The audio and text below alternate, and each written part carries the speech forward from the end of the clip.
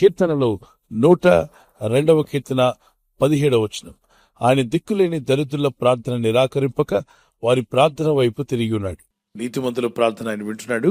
అలాగే దిక్కులేని దరిద్రుల ప్రార్థన కూడా నిరాకరించకుండా ఆయన మీ వైపు తిరిగాడట. ఎవరి వైపు అంటే, దిక్కు లేదు నాకు ప్రభా, నాకు దిక్కు అని బాధపడుతున్నావా?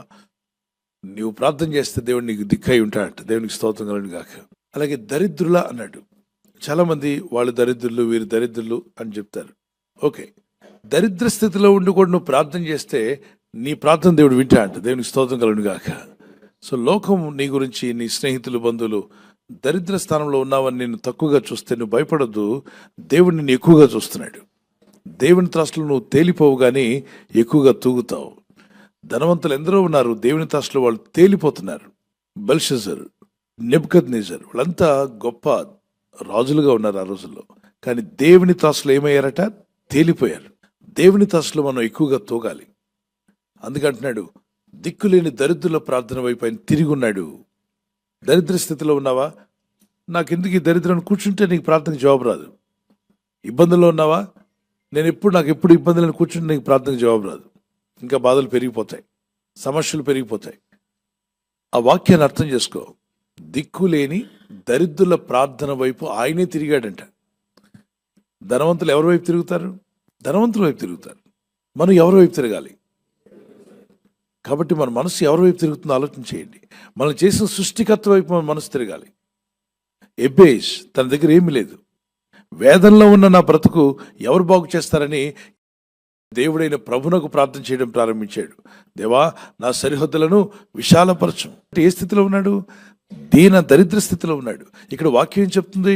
ఆయన దీన దరిద్రులు, దిక్కులేని దరిద్రుల ప్రార్థన వైపు ఆయన తిరిగి ఉన్నాడు. కొంతమంది మీరు అనుకోవచ్చు, భక్తుల ప్రార్థన వైపే దేవుడు తిరిగాడేమో, ఆ సేవకులు చేసే ప్రార్థన వింటాడేమో, మా ప్రార్థన వినడేమో, మేము దరిద్రులం కదా, దిక్కులేని వారం కదా, మా ప్రార్థన వినడేమో అనుకుని మోసపోతున్నటువంటి నా సహోదర సహోదరులు ఎవరిని ఈ మాటలు వింటుంటే, నీ ప్రార్థన వైపు దేవుడు తిరిగి ఉన్నాడు. నువ్వు ప్రార్థిస్తే నీకు సహాయం చేయడానికి నీ ప్రార్థన వైపు తిరిగాడట. మీ భోజనం టేబుల్ వైపు తిరగలేదు ఆయన. మీ ఇంట్లో ఏదో వండుకున్నారు దాని వైపు, తిండి వైపు తిరగడు. మీ బ్యాంకులో బ్యాలెన్స్ ఉందంటే మీ వైపు తిరిగే దేవుడు కాదు ఆయన. ఆయన ఎవరి వైపు తిరిగంటే, దిక్కు లేదు నాకు అని ఏడుస్తున్నావే వారి వైపు ఆయన తిరిగి ఉన్నాడట. నువ్వు శత్రువులను క్షమించు, ప్రార్థన చేయి.